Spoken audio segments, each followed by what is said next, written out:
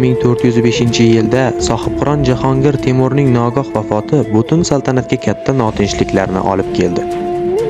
Shahzoda Halil Sulton Samarqandni bosib oldi. Asli valiahd hisoblangan Pir Muhammad Mirzo Balx hududlaridagi hokimligini davom ettirdi. Amir Temurning kenja o'g'li Shohrux Mirzo esa Xuroson egasi edi. Halil Sultonning maishatbozligi davlatga ulkan zarar keltirdi.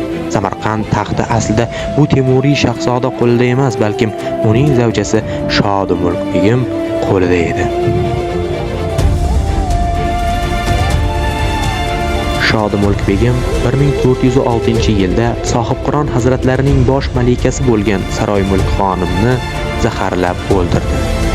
1407-yilda esa Pir Muhammad Mirzoning bosh vaziri Pir Alitoz bilan birga Pir Muhammad Mirzo va oilasini o'ldirdilar.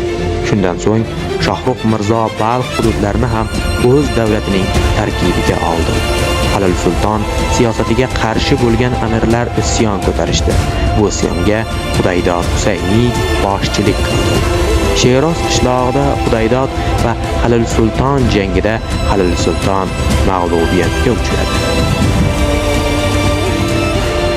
Bundan xabar topgan Shohrux Mirzo Samarqand sari ot surdi. Xudaydod Shohrux Mirzoga jangsiz taslim bo'ldi va Xo'jand orqali Andijonga qochdi. U yerda Mo'g'uliston podshosi Muhammadxondan ko'mak so'radi. Muhammadxon Shohrux Mirzo bilan o'rtalaridagi iliq munosabat sabab Xudaydodning boshini Shohruxga yubordi. Halil Sulton esa Turkistonga qochdi.